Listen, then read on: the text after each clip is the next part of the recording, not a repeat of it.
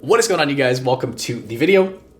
Today we are going to be covering semiconductor ETFs. I have three options that I want to share with you guys. We're going to compare and contrast. Actually, just last week in our Discord, one of our students mentioned one of the ETFs that we're going to be covering today. And it really got me thinking. In fact, it spurred me to do some research over the weekend on a few various semiconductor ETFs. I want to share that research with you guys today. Because actually, if you were to look at my portfolio, as some of you may know, if you're following me over on Blossom, by the way, massive milestone today. We just passed 1,000 followers over there. So that is just freaking the coolest darn thing. For those of you that have checked out and been leaving good feedback, you guys are the best. Link down below for that. Nevertheless, one thing that I am lacking in my portfolio is semiconductor exposure. As we'll talk about when we go over the pros and cons, this industry does tend to be quite volatile. It's quite cyclical, and I've never really felt a whole bunch of comfort investing in, let's say, an Nvidia or whatever the specific stock was. This case scenario of essentially playing the field via an ETF and kind of mitigating that risk, the exposure that you have to an individual stock, this is something that's right up my alley, and I'm actually very, very juiced up about it. So I'm excited to share this with you guys. I will just note one additional point. The three ETFs that we cover today are all US listed ETFs. So they're not Canadian providers. They're not provided and traded on a Canadian exchange. As we will see, these are American based.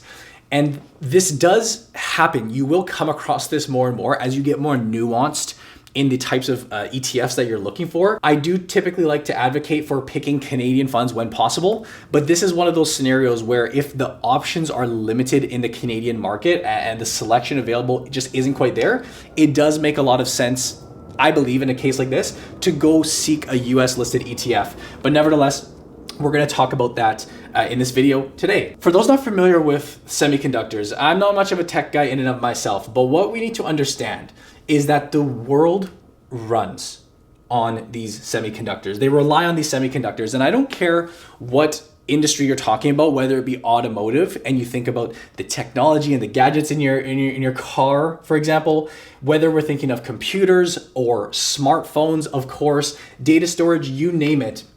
The semiconductor industry plays a critical role in our lives as we know it today. And without a doubt, the data is showing us that this is an industry with significant tailwinds, increasing demand. On the screen, what you're looking at are just a couple of studies that have been done on the expected growth with this semiconductor industry. They're estimating that by 2031, this is an industry expected to reach $1 trillion in revenue. That's with a T. This is without a doubt an integral part of our lives. And like I said, I feel I am lacking within my portfolio with the exposure. So as touched on, what I believe a benefit to using a semiconductor ETF is that it does reduce the risk while giving us exposure to this field. And it reduces the risk of investing in an individual stock and having all of your kind of money in one place. We can essentially play the field, get our exposure to this space via a semiconductor ETF. Now, let's move to the cons, because as mentioned, as exciting and as revolutionary as this industry is and how it's taking our world by storm, one thing that I think must be considered is that this is an industry that is cyclical. And if you do follow any of these chip provider stocks, these chip manufacturers, these semiconductor companies, you will expect to see big fluctuations and high volatility. I think of Nvidia as a stock I've had on my watch list for the longest time.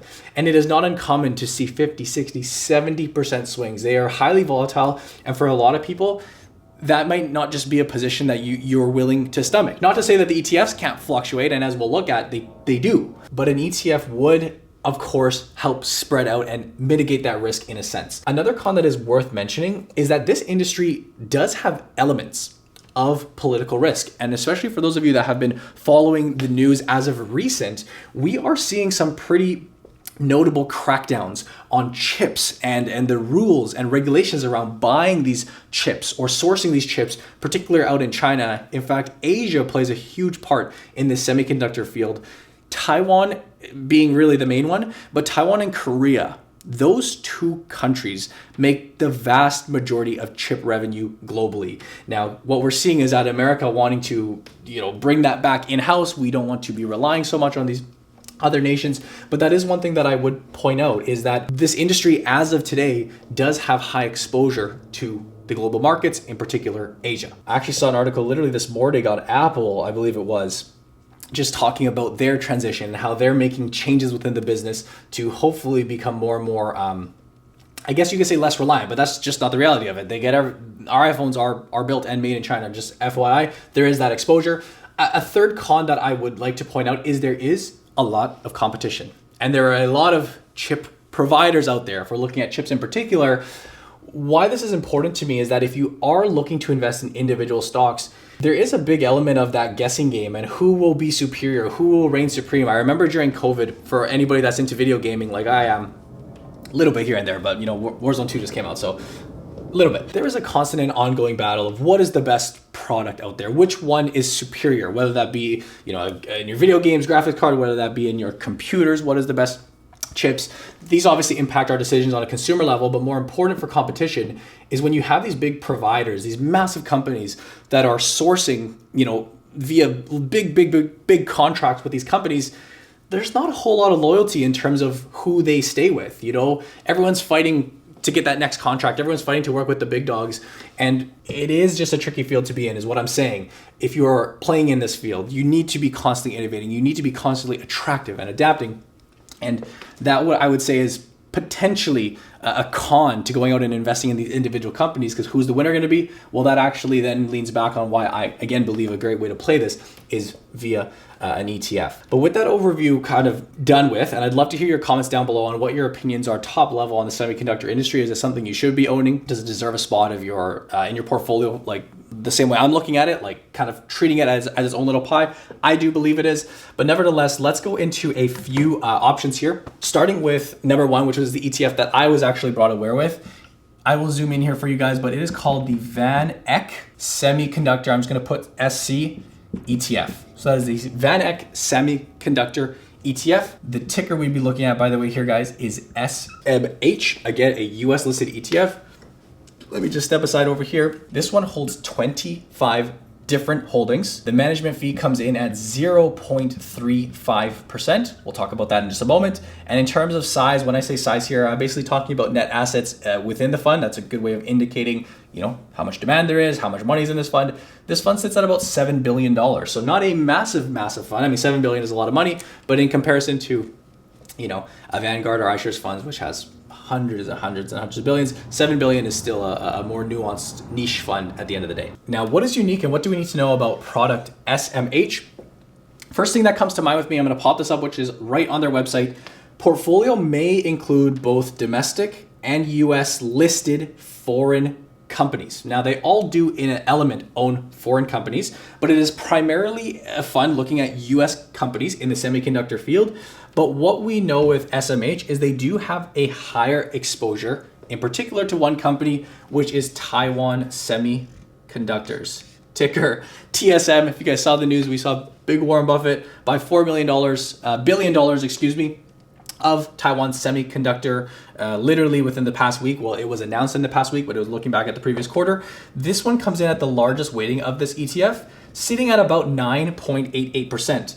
Coming in next, you have exposure to NVIDIA, probably spelled that wrong, at 9.11%. And then coming in next, we have ASML Holdings, very, very big player in the space. This one comes in at about 5%. This will actually make a lot more sense when we go through the other ETFs and then look back and review. But really the key standout here with this one is you're looking at a 10% weighting to Asia.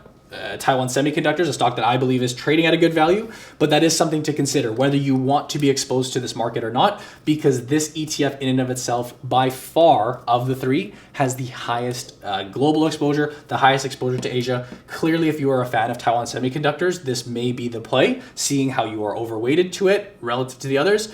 If you don't want to invest in Asia as much and you are very, very concerned about, for example, things like the political risk, this may be one to overlook. In terms of the MER, as we'll see, very, very fair. This is right in the range of what I expect you would pay for an ETF when it does get more specialized, but 0.35, it is not the most expensive on our list. Nevertheless, these are some notable things that I'd like to talk about with SMH. Number two, we are jumping over to iShares, one of the most popular and known producers of ETFs. This is the iShares Semiconductor ETF. The ticker here is SOXX, like the White Sox or the Red Sox. SOXX is what we'd be looking at. Here, number of stocks, we see 5 more holdings. This one has a total of 30. The MER is slightly higher, coming in 5 basis points above. So similar ballpark. Again, I would consider those relatively same at the end of the day, but if you're very finicky, this one is slightly higher. In terms of asset size, we're looking at 6.6. So a very, very similar looking fund. Of course, we are looking at a very, very well-known and credible provider here if you weren't as comfortable with a product such as a VanEck product. Being an option in the semiconductor field, you are obviously going to have a lot of overlap, but to look at the top holdings here, we see a slightly different breakdown. Coming in with number 1, we have Texas Instruments rather than the TSM. This one makes up about 8% of the portfolio. Coming in at number 2, we have Broadcom at about 8% of the portfolio. And then coming in at number 3, we have NVIDIA. This makes up about 7.7% of the portfolio. I honestly don't even know why I'm writing these at this point anymore because I don't believe you guys can read that very well. But what I do want to point out here, if this is on the screen, they do still have exposure to a company such as TSM coming in at 3.58%, but a very drastic difference coming in at 10% of the portfolio versus 3. We could argue that this ETF is primarily focused and just emphasizes the exposure to the American market. Long story short, my takeaway here, very similar fund, very similar fees, very similar in size. Obviously, the very credible provider of iShares, but this is a fund that would give you less exposure to Taiwan and Asia if that was something up your alley. Moving on to our third and final product, which if this was up your alley, this may be even more up your alley. It is the Invesco Semiconductor ETF. Ticker here is SOXQ. Okay, so very similar, SOXX, and then SOXQ is the one provided by the provider Invesco. We're looking here at 30 holdings. The MER is what really jumps out to me here, coming in at 0.19. So by far the cheapest, if we will, fee embedded into these products of the options that we are covering today. And net assets, actually, this is what I found confusing. As part of my research, I was digging through the prospectuses, I was digging through the fact sheets. I was struggling to find the net assets on this fund on their webpage. If you guys know down below what it is, please do let me know because I couldn't quite find it. They're usually very easy to find up on a company's fact sheet, but I scoured and I did struggle to find that, and I think that makes sense. This fund, if you do look at the inception date, this is a newer fund. So this is the cheapest fund of the bunch. It is also the newest fund of the bunch, incepted here in 2021, versus these have actually been around for 10, 20 years. And maybe they just aren't quite providing the data on that yet. But these two funds, again, I would compare as more comparables.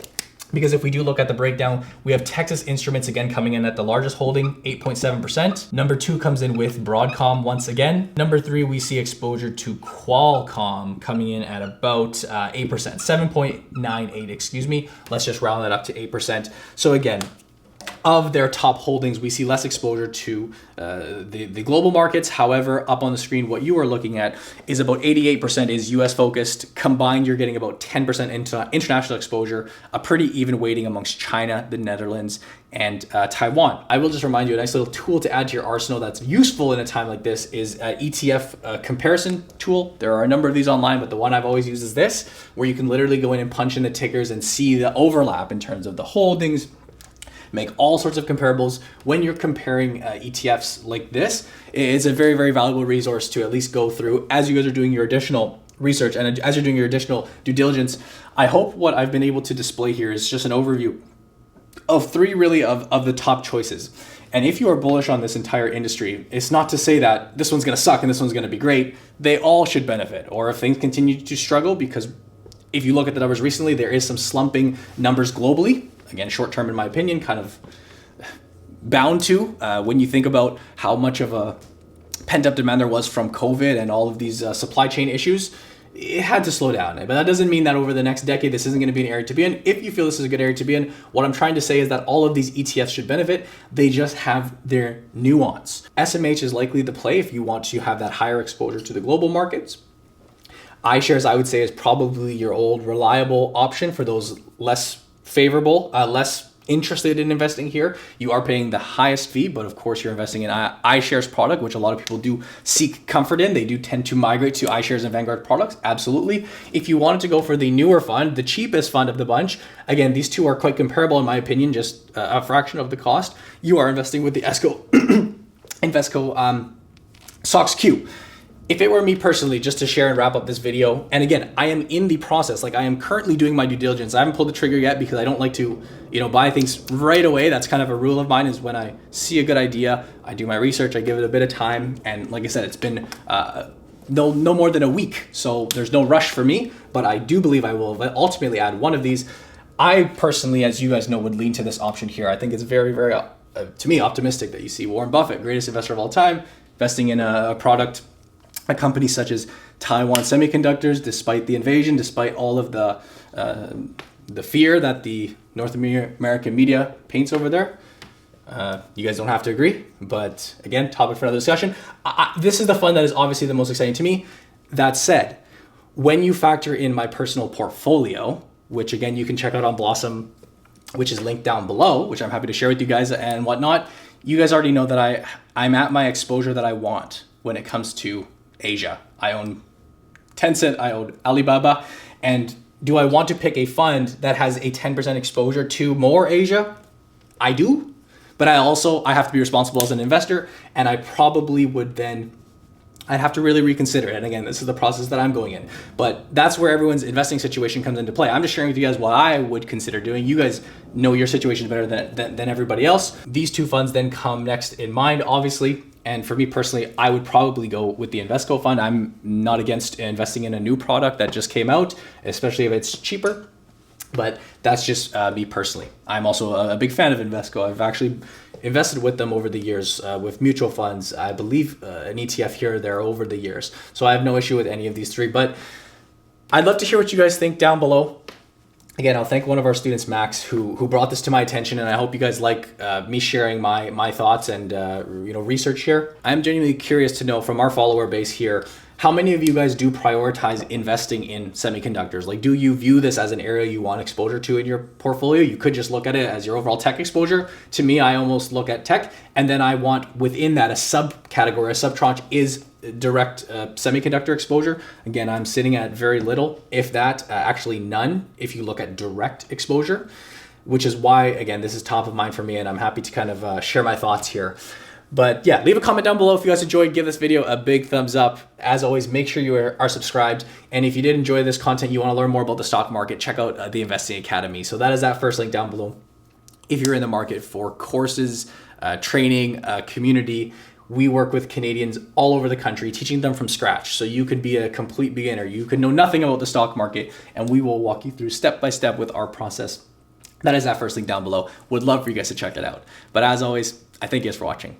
Hope you enjoyed, and I'll see you in the next video.